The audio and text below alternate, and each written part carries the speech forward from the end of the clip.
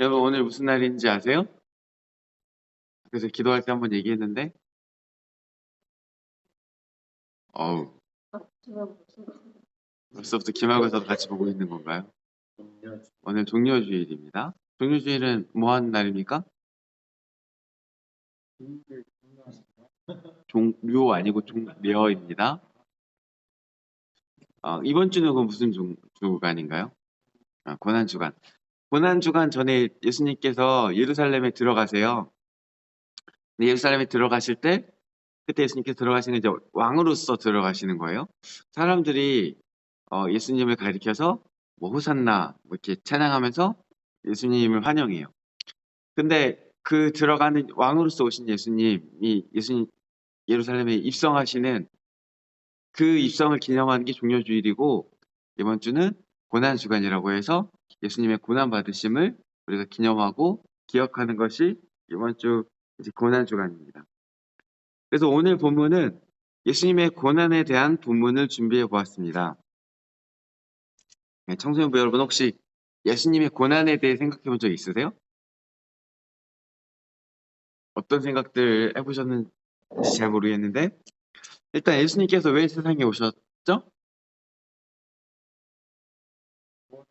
우리를 구원하려 오셨죠. 좀 어떻게 구원하시냐면 자기를 바쳐서 자기 생명을 바쳐서 우리 구원하려고 오셨다 이렇게 우리는 알고 있어요.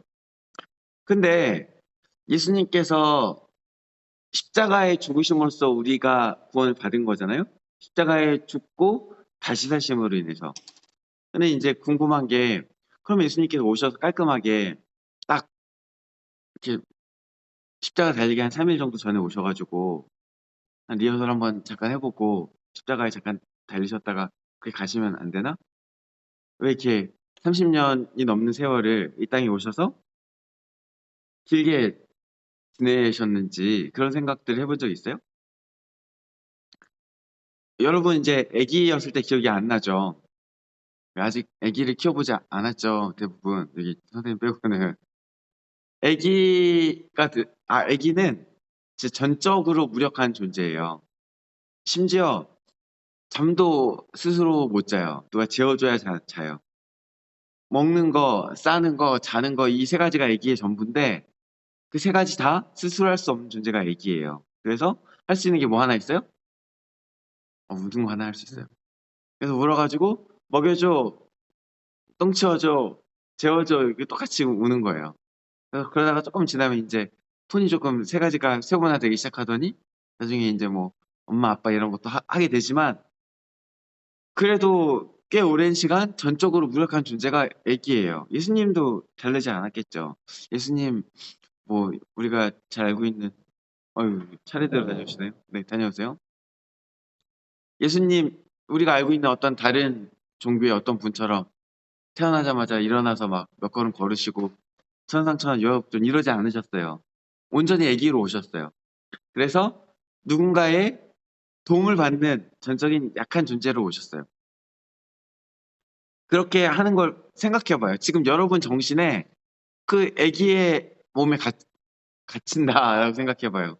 지금 이렇게 정신은 사고를 다 할 수 있는데 아기가 돼서 할 수 있는 것은 우는 것밖에 없고 그냥 목을 돌리는 것도 못하고 그냥 할 수 있는 거는 정말 아무것도 없는 상태가 된다고 생각해 봐요. 카페 힘들 것 같아요, 많이. 예수님은 왜 그렇게 오셨을까? 예수님 왜 이 세상에 번거롭게 아기로 오셔서 세상에 이제 아기로 태어났을 때 겪게 되는 그 어려움부터 시작해서 세상에 수많은 사람들이 겪는 그 온갖 고생, 아픈 경험, 굶는 경험을 다 하시고 왜 30년 정도나 되는 세월을 살다가 그제서야 자신을 화목제물로 희생양으로 자신을 그제서야 바치신 것일까요? 예수님의 죽음도 생각해 봅시다. 예수님 죽으실 때 어떻게 죽으셨죠? 우리 딱 십자가를 기억해요. 그런데 이번 이 고난 주간을 다르게 말하면 무슨 주간이라고 말하는지 아세요? 순환 주간이라고 얘기해요. 예수님께서 고난을 당하셨고 이렇게 순환을 당하셨다. 봐봐요. 오늘 본문에서도 이 3절 봐요. 3절 어떻게 시작되냐면 그는 멸시를 받아 사람들에게 버림받았으며 이렇게 시작해요.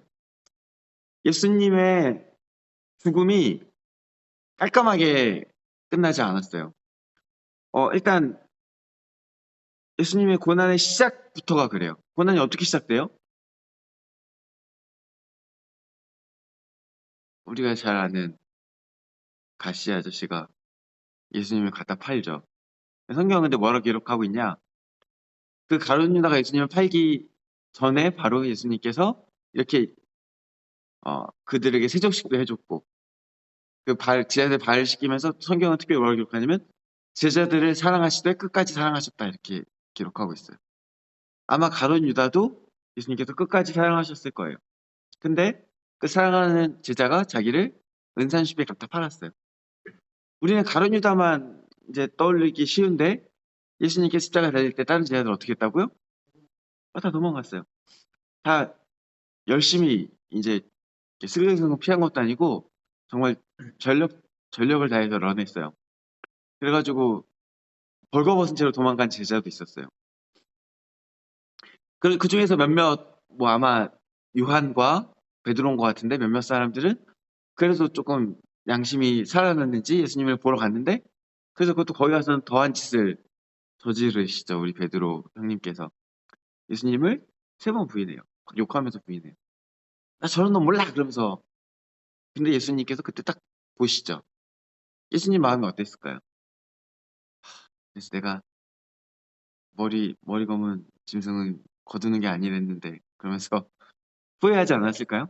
그 마음이 후회까지는 아니어도 현타 정도는 오지 않았을까요? 그게 다가 아니죠. 먼저 대제사장의 집으로 잡혀가서 빌라도에게 끌려가시면서 수많은 사람들의 조롱과 욕설을 들어요. 사람들이 갈대로 예수님한테 눈을 가리고 치면서 누가 쳤는지 맞춰봐라 이런 것도 하고 예수님한테 침도 뱉고 욕도 해요. 예수님이 로마 군인들한테 채찍질 당하셨어요. 뭐 주먹으로 맞기도 했고 근데 우리가 알고 있는 채찍이 어떤 건지 잘 모르겠는데 이때 쓰인 채찍은 끝에 뭐가 이렇게 달려 있어서 한 대 맞으면 살이 막 파여요. 그래서 몇 대 이상 맞으면 죽는 거예요.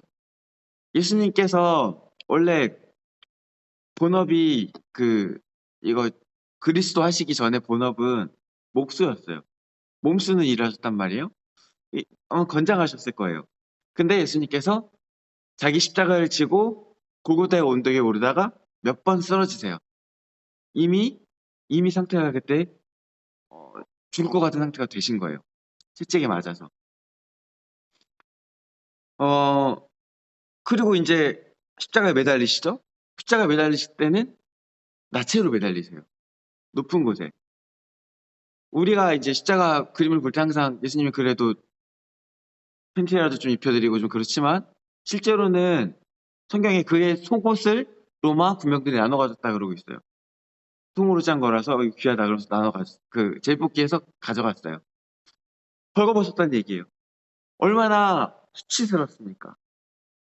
예수님의 정신은 신으로서의 정체성이 있는데 이 땅에서 어떻게 보면 자식과 같은 자신의 백성들에게 조롱당하고 모욕당하고 그들의 앞에 벌거벗겨진 채로 그 높은 곳에 매달려서 죽게 됩니다. 그래서 예수님의 고난은 고난이면서 동시에 순환이에요. 순환당했다는 표현 아시죠? 또 십자가는 어떻습니까? 십자가에 달리면 죽는데 예수님 보통 하루 만에 돌아가셨는데 보통 하루 만에 죽지 않아요. 전에도 한번 설명한 적 있긴 있는데 십자가에 매달리면 왜 죽냐면 질식해서 죽어요. 질식해서. 이렇게 매달려 있으면 숨을 쉬기가 점점 힘들어져요. 왜냐면 팔 근육하고 이제 매달려 있는 그 몸에 힘을 딱 줘서 횡격막에 힘을 줘야 되는데 그게 점점 힘이 빠지는 거예요. 다리로 나무를 잡고 버티는데 그게 점점 숨 쉬는 게 힘들어져요. 그러면은 이제 몸이 처지죠? 몸이 처지고 숨을 못 쉬게 되면 헐떡거리다가 너무 괴로우니까 젖 먹던 힘을까지 짜면서 다시 한번 힘을 내요. 죽을 것 같으니까. 그러면 다시 숨을 한숨 쉬어요. 그리고 조금 버티다가 원래도 몸이 힘들었죠. 다시 처져요. 이걸 2, 3일 반복하는 거예요. 그래서 예수님께서 돌아가셨을 때 그때 이제 로마 군인들이 벌써 죽었다고? 이렇게 생각을 하고 그 옆구리를 창으로 찔렀어요. 그게 뭐 한 거냐면 죽었는지 안 죽었는지 확인한 거예요. 죽으면은 몸에서 물이 확 쏟아지는데 그걸 확인한 거예요. 실제로 이제 만약에 그렇게 2, 3일 하루 만에 죽지 않고 만약에 이틀, 3일 이렇게 오래 가면은 어떻게 하냐? 다리로 버티잖아요?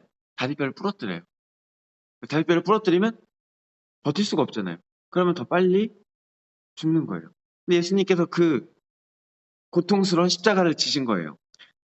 잔인하고 수치스럽고 너무나도 고통스러운 죽음을 감내하고 겪으신 거예요. 예수님께서 자신의 목숨을 주시는 것이 그 설명의 전부였다면 그냥 아까 말씀드린 것처럼 깔끔하게 죽으면 됩니다. 예수님을 우리가 성경에 볼 때 화목제물, 제물이라고 이렇게 말하는데 제사에 드리는 어떤 희생양이 예수님이신 건데 아니 구약에 나온 제사 중에서 양이나 소를 잡을 때 이렇게 괴롭혀서 죽이는 경우가 어디 있습니까? 그냥 깔끔하게 목 달아서 죽이고 각을 떠서 그걸로 제사를 드리지 그 양을 죽을 때까지 괴롭히고 고통을 주는 경우는 없어요.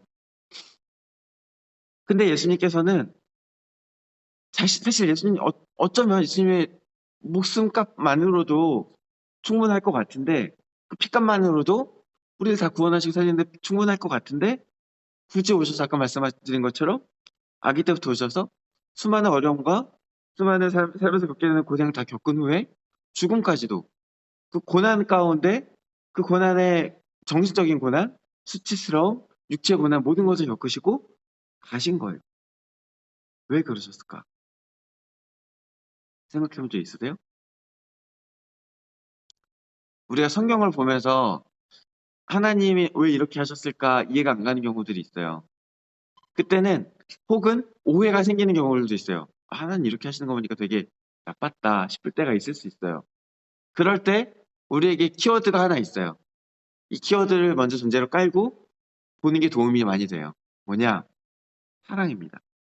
하나님의 속성 자체가 사랑이고 하나님이 이 세상에서 행하시는 모든 일에 동기에는 항상 사랑이 먼저 깔려 있어요.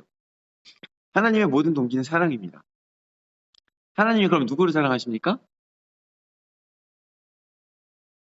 우리가 잘 아는 요한복음 3:16절. 하나님이 세상을 처럼 사랑하사. 여기서 말하는 세상은 이제 그 피조 세계 전체를 뜻하기도 하지만 우리 사람들을 모두를 뜻하기도 해요. 하나님 모든 사람을 사랑하세요.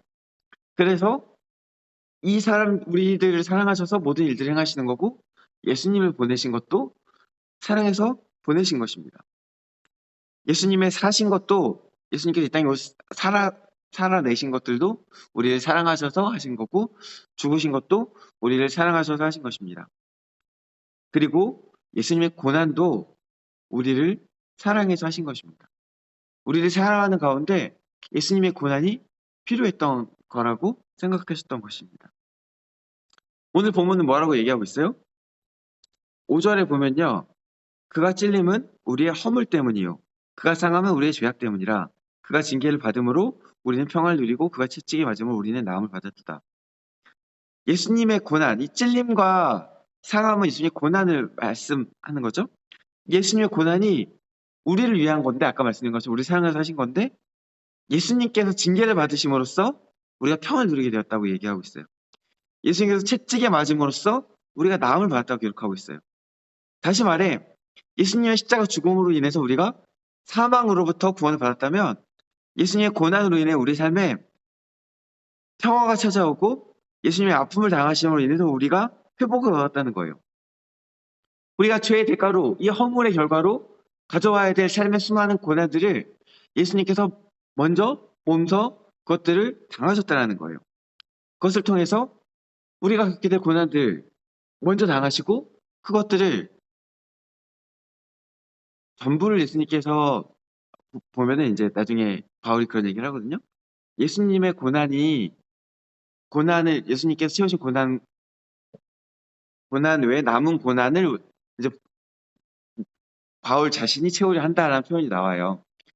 예수님께서 이 고난을 당하신 것들이 있음에도 불구하고 우리에게 남은 고난들이 있긴 있어요. 그러나 예수님께서 먼저 손수 그것들을 많은 것들을 감당하셨다는 거예요.